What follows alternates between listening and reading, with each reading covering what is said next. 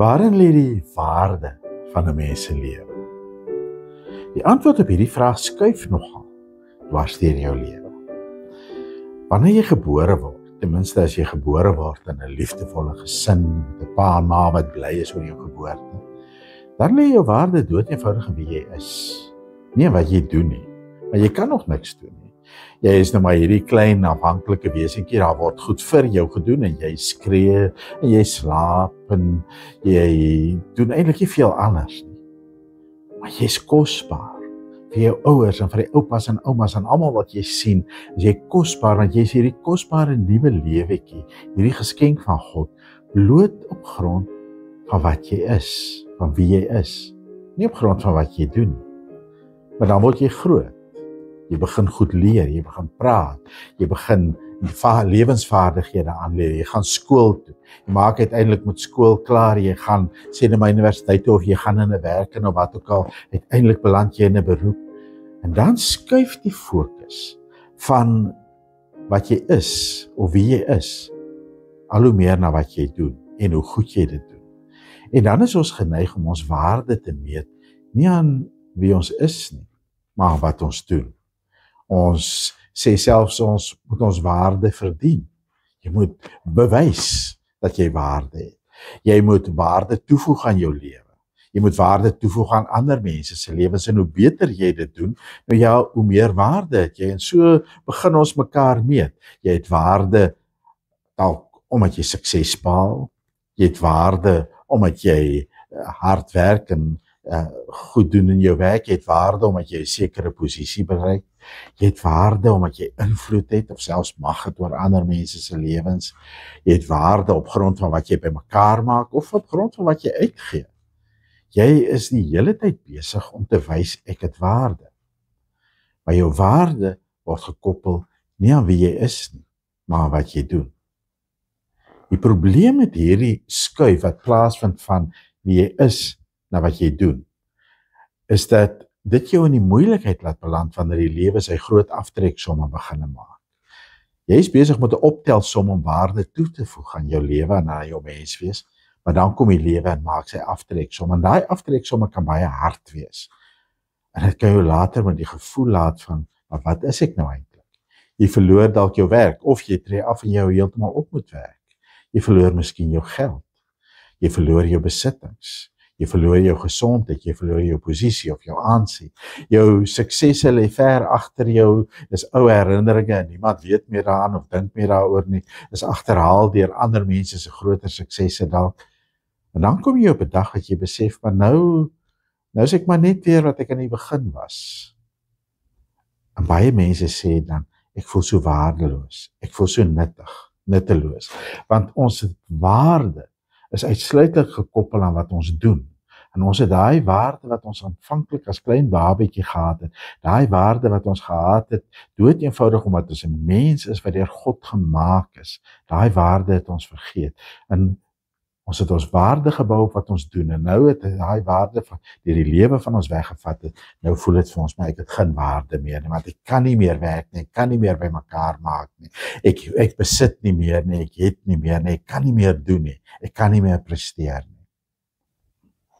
Daarom is dit so belangrik dat ons altyd weer sal terugkom na die vraag, waarin lê die eintlike waarde vir my lewe? En vir 'n antwoord op daai vraag wil ek saam met julle kyk na 2 Korintiërs 4. Ons het nou al die afgelope paar weke gesien dat Paulus deur baie moeilike tye gaan. Dat in 'n sekere sin hy die aftreksomme wat die lewe met jou maak, op sy ergste ervaar. Hy het nie eintlik posisie nie. In die gemeente in Korinthe word sy posisie oorgeneem deur die sogenaamde superapostels, wat baie indrukwekkender lyk, wat baie meer suksesvol lyk as hy. Mense kyk na hom en hulle is nie noodwendig vreeslik beïndruk met hom nie.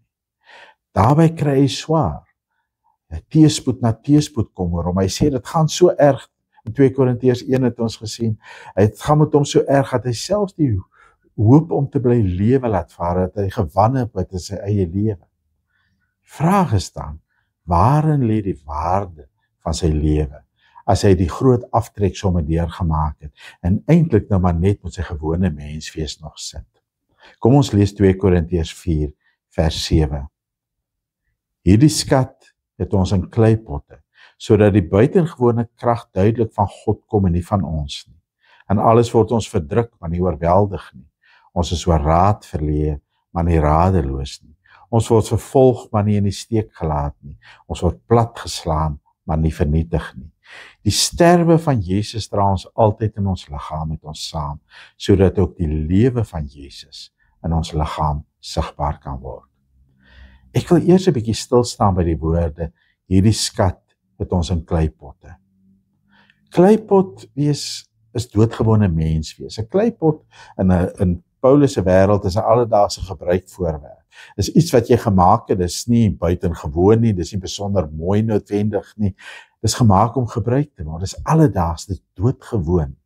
So om te besef ek is maar net 'n kleipot, is om as dit ware teruggesnoei te word na daai punt waar jou waarde maar net lê in dit wat jy is, nie wat jy doen nie. 'n Baba is maar 'n ou klein kleipotjie. Mens weet nie wat nog alles in daai kleipotjie ingesit gaan word nie. En wanneer die lewe sy aftrek som op jou trek, dan word jy maar weer teruggesny na daai punt toe waar jy besef ek is eintlik maar net 'n kleipot. Ek is maar net 'n doodgewone alledaagse mens soos enige ander mens. Dit wat ek probeer byvoeg en dit wat ek as dit ware probeer aanplak het by my lewe, die waarde wat ek probeer toevoeg het, dit is maar tydelik. En dit word weer van my af weggeneem. Uiteindelik is ek maar net 'n mens soos enige ander mens. Waarin lê my waarde dan? 'n Kleipot is doodgewoon, is alledaags. Waarin lê die waarde daarvan? 'n Kleipot daarbey is ook breekbaar. As jy 'n kleipot op die grond neergooi, is die kans dat dit gaan breek baie goed. Dis 'n baie breekbare ding. En Paulus het sy eie breekbaarheid, sy broosheid baie sterk ervaar. Hy is nie op 'n plek in sy lewe waar hy ander mense kan beïndruk met sy krag nie. Hy is nie op 'n plek in die lewe waar hy ander mense kan beïndruk met sy prestasie nie. Dis alles van hom af weggeneem. Dis alles verlede tyd. Op die oomblik wat hy hierdie brief skryf, is hy in 'n posisie van totale swakheid, uitgelewer aan die swaar kry wat oor hom gespoel het en wat vir hom te veel was. So as ek my breekbaarheid, my feilbaarheid ervaar op een of ander manier, en ek ervaar ek is maar net nog 'n mens, daar's niks wat my uitsonder bo die biljoene ander mense wat op hierdie planeet lewe nie. Waarin lê my waarde dan? Sê nou maar, ek verloor my werk, ek verloor my inkomste, ek verloor my besittings, en dis nou maar net nog ek. Kaal het ek in die wêreld gekom soos Job, en kaal sal ek daar uitgaan. Wat is die waarde van my lewe dan? Sê nou maar, ek word platgetrek deur 'n ernstige siekte, en ek is vir 'n lang tyd bedlêend afhanklik van ander mense se sorg. Ek kan nie vir ander mense doen nie. Ek het ook altyd my waarde gevind daarin dat ek vir ander mense iets kan beteken, ek kan vir hulle iets doen. Maar nou is ek in 'n posisie wat ek nie vir mense iets kan doen nie. Daar kan net goed vir my gedoen word. Ek is afhanklik van mense. Waarin lê my waarde dan? Ek is 'n doodgewone, alledaagse, breekbare kleipotte, gemens tussen mense, sterflik, feilbaar, breekbaar soos enige ander mens. Waarin lê my waarde dan? Paulus sê, die waarde van die kleipot lê nie in die kleipot self nie, maar in dit wat in die kleipot gebêre word. En dit is die wonderlike ding. God bære sy skat in kleipotte. Nou wat is hierdie skat waarvan Paulus praat? Net in die vorige vers praat hy daarvan dat God 'n lig in ons harte laat inskyn, die kennis van ons Here Jesus Christus. En wat is die kennis van ons Here Jesus Christus? Dit is nie net om te weet wie Jesus was nie. Dit is nie net om 'n klomp kennis oor Jesus te hê nie, maar is om Christus self te leer ken en om dan te ontdek wat sê God vir ons deur Christus. Hoe maak God homself aan ons bekend deur Christus? Wat ontdek ons oor God in Christus? Wat doen God vir ons in Christus? En wat God vir ons sê en doen in Christus, is om ons lief te hê tot die uiterste toe. Om ons so lief te hê dat hy sy seun gee, sodat ons in Christus die ewige lewe kan hê. Wat ons ontdek in Christus is dat God ons so lief het, dat hy ons nie net vergewe nie, maar dat hy ook sy gees in ons uitstort, om ons te verander, om al hoe meer soos Christus te word. God is vir ons oneindig lief. Ons is geliefdes van God. So lief dat hy ons verlos in Christus, so lief dat hy ons heilig maak, dat hy ons deur sy gees verander om al hoe meer deur Christus te word. En dit is die kennis van Christus, wat deur die gees in ons gebêre word. Wanneer die lig van die gees in ons harte inskyn en ek besef, ek is 'n geliefde van God, en God verander my om soos sy seun, soos Jesus te word, en God gee vir my die wonder van die ware lewe, dan het ek 'n skat wat in my is. 'n Skat wat vir my die krag gee om deur hierdie lewe te gaan. Dit maak nie saak hoe alledaags, so doodgewoon ek is nie. Daardie skat is in my, en dit gee waarde aan my lewe. So kom ek sê dit eenvoudig. Die waarde van my lewe lê nie in wat ek doen of in wat ek presteer nie. Die waarde van my lewe lê in hoe lief God die Vader my het met 'n ewige liefde. Die waarde van my lewe, die skat van my lewe, lê in wat Christus vir my gedoen het, nie in dit wat ek vir myself doen nie, maar in dit wat Christus vir my gedoen het, deurdat hy my liefgehad het tot die uiterste toe, en deurdat hy sy lewe vir my neergelê het aan die kruis.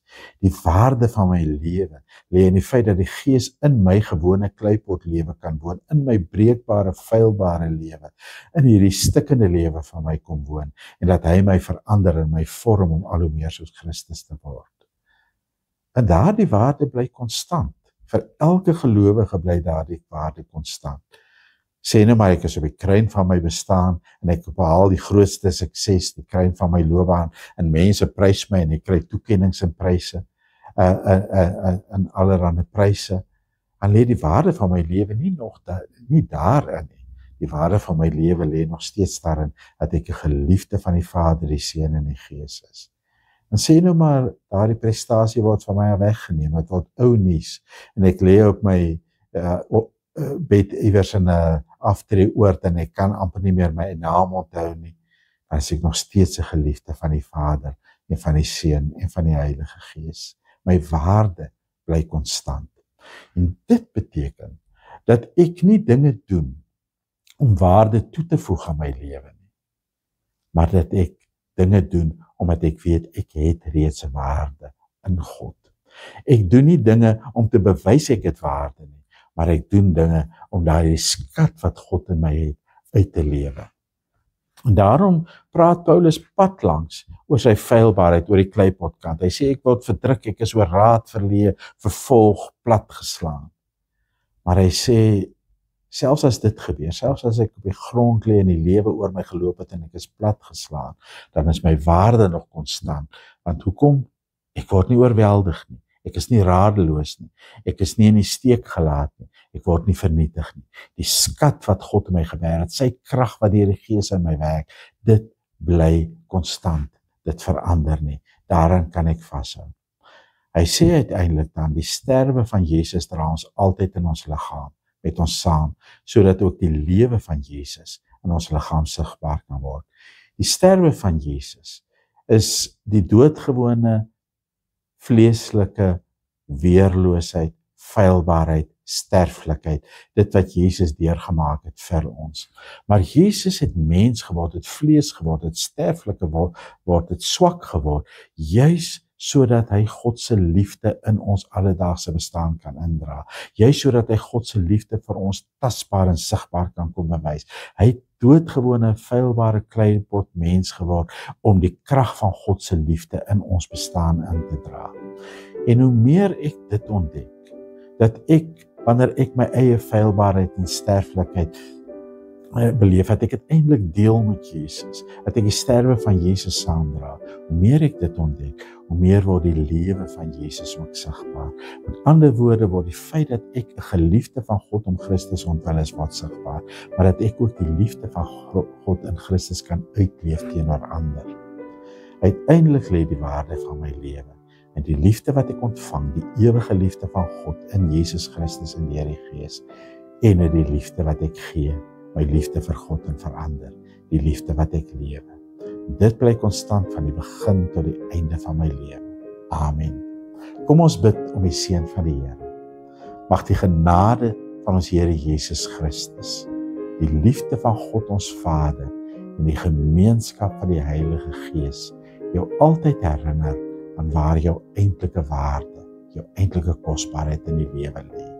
En mag jy dit uitleef in alles wat jy doen en in alles wat jy is, om Christus ontwil.